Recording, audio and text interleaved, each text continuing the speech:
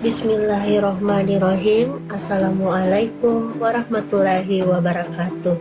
Kembali lagi di channel YouTube saya, Anna Mulyana. Kali ini saya akan menjelaskan tentang materi peluang, yaitu tentang aturan pencacahan, khususnya tentang aturan penjumlahan dan perkalian.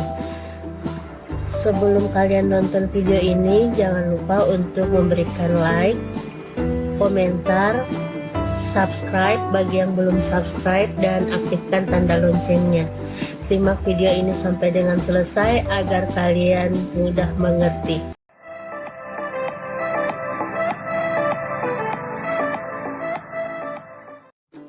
Sebelum kita masuk pada materi peluang, saya akan menjelaskan sedikit mengenai biografi Gerolamo Cardano. Gerolamo Cardano ini adalah merupakan seorang ahli matematika yang pertama kali menemukan materi peluang itu sendiri. Nah, Gerolamo Cardano ini lahir pada tanggal 24 September 1501 di Pavia, Lombardi, Italia. Beliau merupakan ahli matematika, dokter, ahli biologi, fisika, kimia, astrolog, astronom, filosofi, penulis, dan juga sekaligus penjudi dari Italia. Beliau sering dianggap sebagai ahli matematika yang terbesar dari Renaissance. Meskipun kegiatannya itu berjudi membawa pengaruh buruk bagi keluarganya, namun judi juga memacu Gerolamo Cardano untuk mempelajari peluang dalam kegiatan tersebut. Penelitian tentang putaran dadu didasarkan pada premis bahwa terkandung prinsip-prinsip dasar sains, bukan sekedar keberuntungan. Teori ini dia tuliskan dalam bukunya yang berjudul Liber de Ludo Aliae atau Book on Games of Chance pada tahun 1565.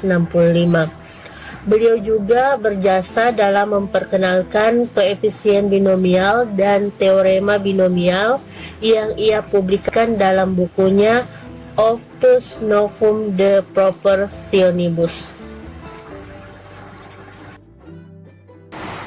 Adapun tujuan dari pembelajaran ini adalah: yang pertama, siswa dapat memahami konsep aturan pencacahan, dan yang kedua, siswa dapat mengidentifikasi fakta pada aturan pencacahan, yaitu aturan penjumlahan, aturan perkalian, permutasi, dan kombinasi melalui masalah kontekstual. Selanjutnya, apakah definisi dari aturan pencacahan itu sendiri? Aturan pencacahan atau dalam bahasa Inggris disebut sebagai counting rules merupakan sebuah cara atau aturan untuk menghitung seluruh kemungkinan yang bisa terjadi dalam suatu percobaan tertentu. Adapun beberapa metode pada aturan pencacahan antara lain yaitu metode aturan penjumlahan, aturan perkalian, metode permutasi, serta metode kombinasi. Nah, pada video kali ini saya hanya akan menjelaskan dua bagian saja dari aturan pencacahan, yaitu aturan penjumlahan dan aturan perkalian. Untuk metode permutasi dan metode kombinasi akan saya jelaskan pada video pembelajaran saya berikutnya. Baiklah, kita masuk pada aturan penjumlahan. Perhatikan gambar di bawah ini. Gambar di bawah ini adalah seperangkat kartu remi, atau kalian biasa juga dengar dengan kartu bridge. Ya, kita lihat di sini pada seperangkat kartu remi ini, dia setiap jenis ada 13 ya, dari mulai as, 2, 3, 4, 5, 6, 7, 8, 9, 10, J, Q, K. Jadi dari as sampai dengan K. Untuk jenis yang pertama ini kita kenal dengan kartu klub, atau kita nanti singkat dengan huruf C besar. Kemudian yang kedua ini jenis dari spade atau kita singkat nanti dengan S, jadi bentuknya seperti pohon ya. Ini dikatakan dengan kartu spade. Kemudian yang ketiga ini berbentuk seperti hati atau love, kita kenal dengan kartu heart atau H. Jadi nanti disimbolkan dengan H ya, untuk memudahkan kita nanti melakukan perhitungan. Kemudian yang terakhir ini berbentuk seperti diamond atau berlian. Ini namanya adalah diamond. Nanti disingkat dengan huruf D. Nah, berikut ini ada beberapa contoh kegiatan pengambilan kartu remi dan banyaknya caranya ya. Yang pertama adalah kegiatan mengambil kartu as. Ya, kartu as kita lihat di sini, kartu as ada 4. Yang pertama as club yang kita simbol dengan AC, jadi as club. Kemudian yang kedua ini adalah as spade, ini as spade. Kemudian yang ketiga adalah as heart, ini ya as heart. Kemudian yang terakhir adalah as diamond atau kita singkat dengan AD. Jadi kegiatan mengambil kartu as itu bisa dilakukan atau kemungkinannya adalah 4 cara. Kalau bukan as club yang terambil, as spade, as heart atau as diamond. Sehingga kita dapat tuliskan banyak caranya adalah 4. Kemudian kita melangkah kegiatan kedua, yaitu mengambil satu kartu heart. Jadi mengambil satu kartu heart. Seperti kita lihat pada seperangkat kartu remi ini, yang merupakan kartu heart itu ada dari as sampai dengan K. Jadi as, 2, 3, 4 dan seterusnya sampai dengan K. Ini kita bisa tuliskan kemungkinan yang terambil as heart, 2 heart, 3 heart, 4 heart dan seterusnya sampai K heart. Nah, banyak cara untuk mengambil satu kartu heart itu ada 13. Jadi dari as heart sampai K heart. Kalau bukan as heart yang terambil, kemungkinan 2 heart. Kalau bukan 2 heart, kemungkinan 3 heart dan seterusnya. Jadi banyak caranya untuk mengambil satu kartu heart adalah 13. Kita melangkah pada kegiatan ketiga, yaitu mengambil satu kartu as atau queen. Kita lihat lagi pada perangkat kartu remi ini bahwa kartu as ada 4 ya. Kartu as ada 4, yaitu as club, as spade, as heart dan as diamond. Ini ya, kita tuliskan dengan singkatan as club, as spade, as heart dan as diamond. Kemudian dia mengambil kata atau. Jadi ada kata atau ya di sini, atau queen. Queen. Kita lihat queen di sini. Queen juga ini ada 4. Kita lihat ke bawah ya. Ada queen club, queen spade, queen heart dan queen diamond. Jadi ini kita tuliskan queen club, queen spade, queen heart dan queen diamond. Nah, di sini kenapa dia menggunakan kata atau ya? Karena ketika mengambil satu kartu ini tidak bisa secara bersamaan. Satu kartu ini kalau bukan yang terambil as saja, kemungkinan yang kedua adalah terambil kartu queen saja. Jadi kalau bukan as yang terambil, queen saja ya. Tidak bisa bersamaan kartu as dengan kartu queen yang diambil, karena kita cuma mengambil satu kartu.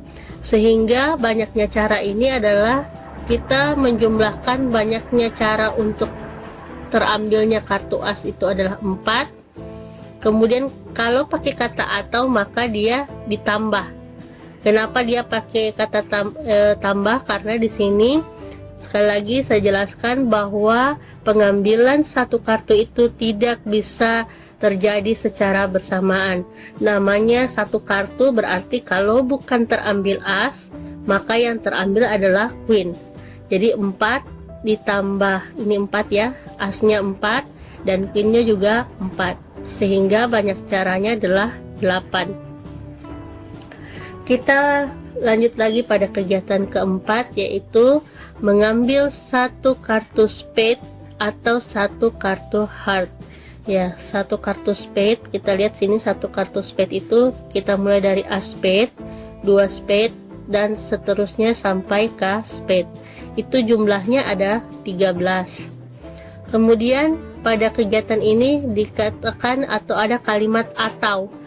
Kalau dia punya kalimat atau sama dengan kegiatan 3 tadi, maka di sini dikatakan bahwa pengambilan satu kartu itu tidak bisa terjadi secara bersamaan. Artinya, kalau bukan terambil kartu spade, maka yang terambil adalah kartu heart. Tidak boleh bersamaan spade dan heart. Jadi kita tuliskan ini 13, kemudian atau, kalau dia pakai kata atau berarti tambah ya.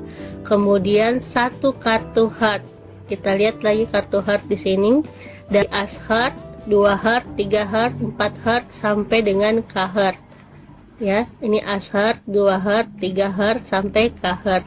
Nah, itu jumlahnya juga ada 13. Jadi 1 2 3 4 5 6 7 8 9 10 11, 12, 13, ada 13 juga ya. Sehingga banyak cara untuk mengambil satu kartu spade dan atau satu kartu heart adalah 13 tambah 13 sama dengan 26. Untuk lebih memahami dari aturan penjumlahan itu sendiri, saya akan memberikan contoh di luar penjelasan saya tentang aturan penjumlahan dengan menggunakan kartu ya. Saya akan memberikan contoh lain. Yang pertama, Andi akan pergi ke sekolah. Andi memiliki 3 motor dan 2 sepeda di rumahnya. Berapa banyak cara Andi memilih kendaraan yang akan digunakannya ke sekolah? Nah, jawabannya ini, langkah pertama adalah kita akan mendata jenis kendaraan yang dimiliki oleh Andi, yaitu pertama motor atau sepeda. Kenapa kita menggunakan kata atau di sini, bukan menggunakan kata dan? Alasannya adalah Andi saat akan pergi ke sekolah tidak mungkin akan mengendarai kendaraan itu secara bersamaan. Artinya, ketika Andi pergi ke sekolah, dia hanya bisa memilih satu, motor saja atau sepeda saja. Andi tidak akan mengendarai motor dan sepeda secara bersamaan. Makanya, karena dia mau memilih, maka kita menggunakan atau. Kita lihat pada soal bahwa motor yang dimiliki Andi adalah 3. Maka kita dapat tuliskan motornya ada 3. Kemudian kata atau. Sesuai dengan contoh yang Ibu berikan tadi di awal pada kartu, kalau kita menggunakan kata atau, maka simbol yang kita gunakan adalah tambah. Kemudian pada soal sepeda ini ada 2. Jadi sepedanya Andi ada 2. Kita tuliskan 2. Maka 3 tambah 2 ini kita jumlahkan, hasilnya adalah 5. Sehingga banyak cara Andi memilih kendaraan yang akan digunakannya ke sekolah, ada 5 cara. Masih tentang aturan penjumlahan, saya akan memberikan satu contoh lagi agar kalian memahami kapan aturan penjumlahan itu digunakan. Amirah akan pergi piknik ke pantai. Amirah mempunyai 5 model sepatu kets dan 4 model sendal. Berapa banyak cara Amirah memilih alas kaki yang akan digunakannya ke pantai?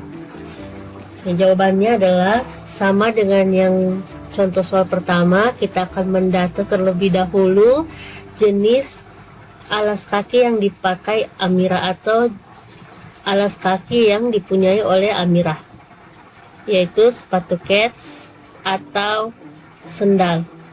Kenapa saya menggunakan kata atau? Sama dengan contoh soal pertama, bahwa ketika Amirah akan menggunakan alas kaki, dia tidak bisa menggunakannya secara bersamaan. Artinya dia tidak bisa memakai sepatu kets bersamaan dengan memakai sendal, sehingga Amir hanya memilih salah satu dari jenis alas kaki yang akan digunakannya. Nah, sepatu ketsnya ini pada soal ada 5, sehingga kita tuliskan 5. Kemudian tadi kata atau ini kita rubah menjadi sebuah simbol tambah, dan sendal ini ada 4 ya, sehingga 5 tambah 4 itu adalah 9. Sehingga banyak cara Amirah memilih alas kaki yang akan digunakannya ke pantai adalah 9 cara. Nah, dari aturan penjumlahan ini, dari kedua contoh yang tadi saya utarakan, ada ciri khas tertentu ketika kita menggunakan aturan penjumlahan, yaitu ketika kita dihadapkan dengan dua pilihan, dan pilihan pertama dan pilihan kedua itu tidak dapat digunakan secara bersamaan. Jadi hanya bisa memilih salah satu. Nah, itu tadi tentang aturan penjumlahan. Kita masuk pada aturan perkalian. Jadi, untuk aturan perkalian ini saya akan jelaskan terlebih dahulu kembali menggunakan kartu remi. Ya, tabel 3.1.2 kegiatan pengambilan kartu remi dan banyaknya cara. Yang pertama yaitu kegiatan mengambil kartu as tanpa dikembalikan, kemudian dilanjutkan dengan mengambil satu kartu queen. Jadi yang pertama kita akan mengambil kartu as, kemudian tidak dikembalikan, kemudian dilanjutkan dengan mengambil satu kartu queen. Nah, ini kemungkinan-kemungkinannya ya. Yang pertama adalah kita mungkin akan mengambil kartu as club. Jadi kemungkinan pertama yang terambil adalah kartu as club, kemudian dilanjutkan dengan mengambil satu kartu queen. Nah, kartu queennya ini kemungkinan queen club, kemungkinan queen spade, queen heart, atau queen diamond. Kemudian kemungkinan selanjutnya adalah terambil ternyata yang pertama itu adalah as spade. Kemudian kemungkinan kedua dia yang akan terambil adalah queen club, queen spade, queen heart, atau queen diamond. Begitu juga kemungkinan ketiga, misalkan yang terambil adalah as heart, dan selanjutnya yang terambil adalah mungkin saja queen club, queen spade, queen heart, atau queen diamond. Atau kemungkinan yang selanjutnya adalah yang terambil yang pertama adalah as diamond, kemudian dilanjutkan mungkin saja queen club, queen spade, queen heart, atau mungkin saja queen diamond. Nah, banyaknya cara ini bisa kita lihat di sini ada 4 ya, 4 kartu as. Jadi pengambilan kartu as yang kemungkinan muncul adalah 4, sehingga kita tuliskan 4. Karena di sini kemudian dilanjutkan dengan mengambil satu kartu queen, kita lihat setiap kartu queennya ini atau setiap mengambil satu kartu as, kemungkinan keduanya adalah kartu queen yang bisa terambil juga sebanyak 4. Kita lihat ini queen club, queen spade, queen heart, dan queen diamond. Sehingga banyaknya cara adalah 4. Ini 4 ya. Kemudian dikali juga dengan queennya ada 4. Sehingga banyaknya cara adalah 16. Jadi 4 kali 4 adalah 16. Asnya ada 4 dan queennya juga ada 4. Sehingga banyaknya cara untuk mengambil kartu as tanpa dikembalikan, kemudian mengambil satu kartu queen adalah 4 kali 4 sama dengan 16. Nah, kita lanjut pada contoh selanjutnya, pada kegiatan nomor 2, yaitu mengambil satu kartu as tanpa dikembalikan, kemudian kita akan dilanjutkan dengan mengambil satu kartu heart. Kemungkinan yang pertama adalah Ini jadi di kegiatan pertamanya ini adalah kita mengambil satu kartu as.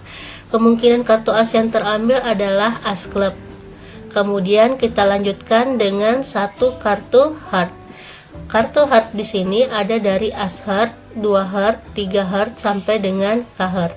Jadi as heart, 2 heart, 3 heart, 4 heart, 5 heart dan seterusnya sampai k heart. Atau kemungkinan kedua adalah yang terambil adalah as spade. Kemudian setelah as spade terambil, ini dilanjutkan dengan satu kartu heart. Ya, kartu heartnya sama dengan di atas, as heart, 2 heart, 3 heart, 4 heart sampai dengan k heart. Kemungkinan ketiga adalah kartu as yang pertama terambil adalah as heart. Kemudian dilanjutkan dengan satu kartu heart. Nah, untuk yang kemungkinan ketiga ini kita tidak mulai dengan as heart. Kenapa? Karena jika as heart yang terambil pertama kali, ini jenisnya heart ya, sementara dia tidak dikembalikan, maka kemudian setelah kita mengambil satu kartu heart, maka as heart sudah tidak ada di sini. Jadi setelah kita ambil kartu as heart, maka kemungkinan kedua kita lanjutkan dengan mengambil satu kartu heart. As heart tidak muncul lagi di sini karena dia sudah terambil tadi ya. Jadi as heartnya itu sudah terambil, sehingga di sini tidak muncul lagi as heart, tapi kita mulai dengan 2 heart, 3 heart, 4 heart sampai dengan k heart. Kemudian kemungkinan keempat adalah yang terambil adalah as diamond. Nah, setelah as diamond terambil kemudian tanpa dikembalikan, kita lanjutkan dengan mengambil satu kartu heart. Satu kartu heartnya itu ya mulai dari as heart, 2 heart sama dengan di atas ya, 3 heart sampai dengan k heart. Sehingga banyaknya cara adalah kita lihat di sini bahwa asnya ada 4, sehingga kita tuliskan 4. Kita kalikan dengan banyaknya kartu heart. Kita lihat kartu heart di sini dari as heart, 2 heart, 3 heart, 4 heart, 5 heart, 6 heart sampai k heart ini jumlahnya ada 13, sehingga kita tuliskan 4 kali 13. Kemudian dikurangi 1. Kenapa dikurangi 1? Karena kita lihat tadi pada kemungkinan ketiga setelah as heart diambil kemudian tanpa dikembalikan, kemudian dilanjutkan dengan mengambil satu kartu heart. Di sini as heart sudah tidak muncul lagi, artinya dia tidak 13 ya, cuma 12 di sini. 2 heart sampai k heart ini cuma sampai 2 heart sampai k heart ini cuma 12, sehingga kita kurangkan tuh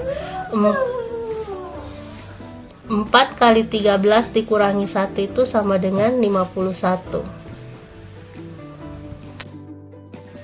Nah, itu tadi contoh aturan perkalian dengan menggunakan kartu remi. Berikut ini saya akan memberikan contoh aturan perkalian lain pada contoh soal yang lainnya ya, dengan tidak menggunakan kartu remi. Yang pertama adalah Budi memiliki 3 kaos dengan warna putih, merah, dan biru, dan juga memiliki 2 celana panjang yang berwarna hitam dan coklat. Berapa banyak cara Budi memakai kaos dan celana tersebut? Nah, jawabannya adalah yang pertama kita akan mendata terlebih dahulu. Jenisnya di sini ada kaos. Kemudian, kenapa menggunakan kata kemudian? Karena setelah Budi memakai kaos, maka dia akan melanjutkan dengan memakai celana. Jadi habis menggunakan kaos, Budi akan memakai celana panjang. Nah, berbeda dengan aturan penjumlahan tadi, dia tidak bisa digunakan secara bersamaan. Tapi kalau aturan perkalian ini, dia bisa dilakukan dengan kemudian atau dilanjutkan dengan. Nah, kemudian di sini kita lihat bahwa kaos yang dimiliki Budi ini ada 3. Di sini ada kata kemudian. Ini pakai kata atau tanda perkalian. Kemudian celana panjang ada 2. Sehingga banyaknya cara Budi untuk memakai kaos kemudian dilanjutkan dengan memilih celana panjang itu ada 3 kali 2. 3 kali 2 itu sama dengan 6. maka diperoleh banyak cara Budi memakai kaos dan celana tersebut. Ada 6 cara. Pada aturan perkalian itu, saya akan memberikan satu contoh lagi. Zaki akan berangkat dari kota A ke kota B, kemudian ke kota C. Banyak jalan yang menghubungkan kota A ke kota B, ada 4 jalan. Dan banyak jalan yang menghubungkan kota B dengan kota C sebanyak 5 jalan. Berapa banyak cara yang dapat ditempuh oleh Zaki jika ia berangkat dari kota A ke kota B, kemudian ke kota C, lalu kembali lagi ke kota A dengan melewati kota B? Nah, berapa banyak cara yang dapat ditempuh oleh Zaki apabila jalan yang ia lalui ketika pulang berbeda dengan jalan ketika ia pergi? Nah, jawabannya adalah yang pertama, langkah yang harus kita lakukan adalah mendata dulu. Jadi di sini Zaki berangkat dari kota A, kemudian ke kota B, kemudian ke kota C, lalu Zaki akan kembali ke kota A dengan melalui kota B, dan nanti Zaki berakhir di kota A. Nah, dari kota A ke kota B, Zaki dapat menempuh ada 4 jalan. Kemudian dilanjutkan ke kota C. Nah, karena ada kata kemudian dilanjutkan, maka kita menggunakan tanda kali. Nah, dari B ke C ini ada sebanyak 5 jalan. Kemudian dari kota C, ini Zaki akan kembali ke kota A. Sebelum ke kota A, dia harus melalui kota B terlebih dahulu. Nah, dari B ke C ini ada 5 jalan. Karena jalan yang dilalui pertama harus berbeda dengan jalan yang dilalui ketika ia pulang, maka ketika sudah terpilih satu jalan di sini yang harusnya 5 jalan, maka tinggal 4 jalan. Karena jalan yang dipakai untuk pergi tidak boleh dipakai untuk pulang. Sehingga jalan untuk ke kota C ke kota B itu tinggal 4 jalan. Kemudian Zaki akan melanjutkan ke kota A.